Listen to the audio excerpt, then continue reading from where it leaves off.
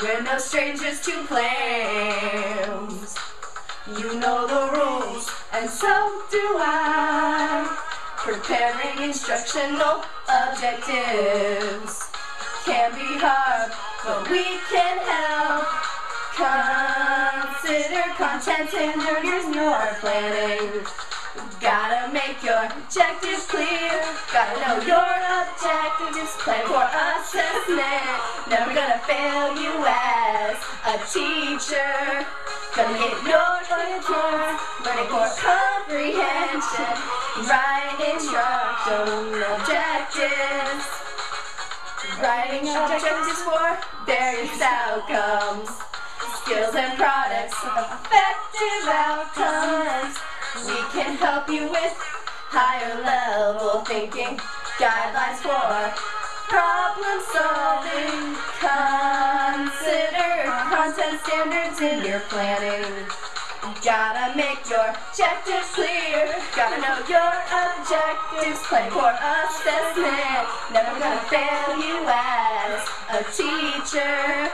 Gonna get your kids learning for comprehension. Write instructional objectives. Never gonna fail you as a teacher. Gonna get your kids learning for comprehension. Writing instructional objectives. Ooh. Ooh. Ooh. Never fail. Never gonna fail. Never gonna fail. Using objectives in assessment. You've been struggling, but you're too shy to say it. Holistic scoring rubrics are so hard.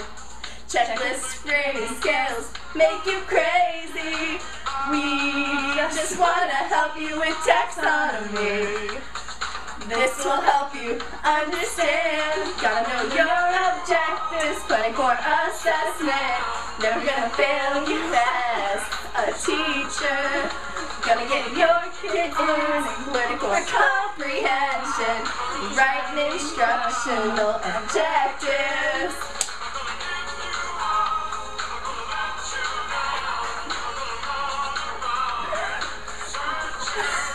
Gonna get your kids learning for comprehension.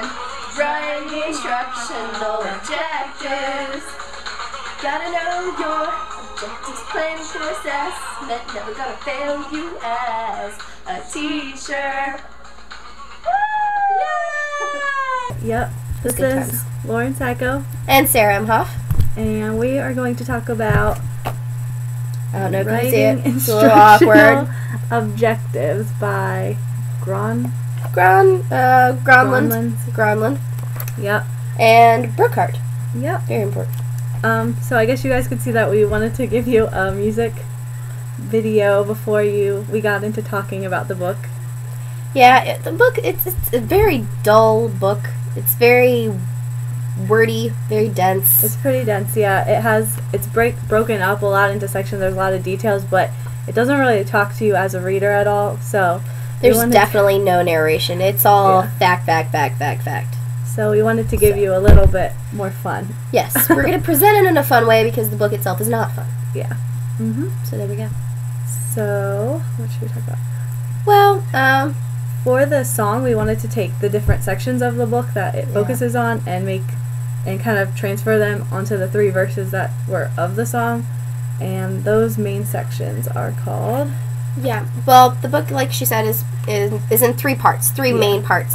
So our song, since it has 3 verses, we did each verse per part. So it made it a little easier. So part 1 is preparing instructional objectives. Part 2 is writing the instructional objectives for various outcomes. And 3 is using instructional objectives in assessment. Yep.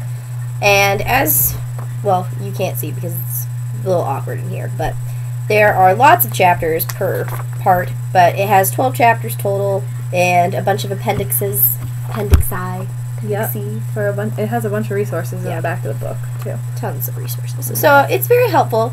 It's definitely more referential. Yeah, I feel I like would than use anything it else. as a reference tool. It's kind of hard to look at and read through, but if you just have a specific area that you have a question on for writing your objectives, it most likely has it because it's broken up so much for specific needs.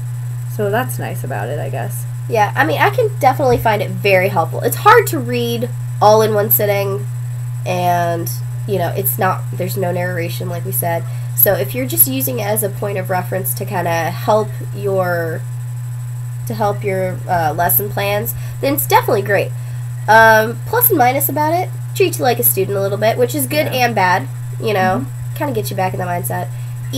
After each section, it gives you a little summary breakdown, and then gives you little exercises, which, you know, could be helpful, or you could feel... you need to practice with something. That's nice. Yeah, and it gives you the there's an answer key in the back of the book, so, like I said, it's helpful, and then it's kind of, you know... It looks kind of like a student textbook with all of that going on with the answer key in the back. But it does have, like, the appendixes, have the different resources that you could just copy and all that, so that kind of makes it more of a education, like, teacher manual sort of thing. It's definitely a manual, I would say. Yeah. Absolutely. It's cool. Yeah. So we want to tell you a little bit about, like, what the focuses are on it, and they have just different procedural objectives, instructional objectives. They have assessment tips and, like, how to write objectives based on your assessment, and it has learning outcomes and lesson planning tips in there too. Yeah. It's pretty helpful. Yeah. And it's organized. That's another good thing about being so detailed. All that table of contents you can just flip to what you need, and basically any question you have is right there. Even every chapter, every part of this book is so organized. I have a feeling this guy's a little, you know, OCD a little bit, because everything is bulleted. Like, even the summary, there's not like a narrative summary or anything. It's all bullet points, numbers. Yeah. And there's a bunch of examples, and even those examples are numbered and ordered. Like, everything has its order. It is nice because it has specific examples, and it has it in different content areas. So it's like throughout. I've seen a ton of, like, science examples, and, like, can name different parts of science, SOLs, and all that. So and on that same topic, it's not just an English lesson planning. It goes over all content areas. So it's very good if you want to have it as a floor, you know, and share it amongst your other teachers.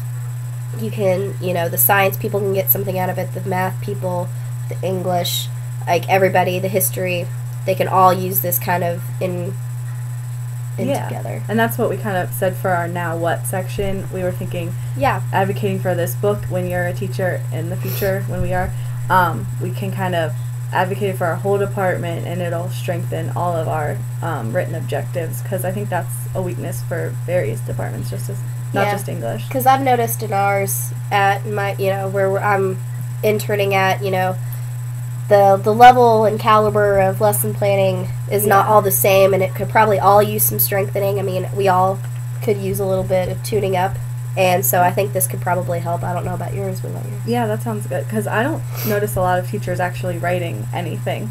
So to see this whole handbook on written objectives, like, I guess we state them a lot, but to see it written down and all that, like, organized, I think it would help students too, just so they can get a clear picture of what we want. Yeah, because the more focused we are, the more focused we can help them to be, and I think it helps everybody you know. Yep. That's great. So yeah, pick it up. Yeah, it's a good helpful. reference, yeah.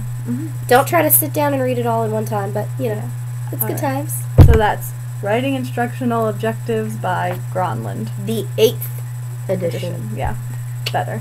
Thank you guys. Bye. Bye.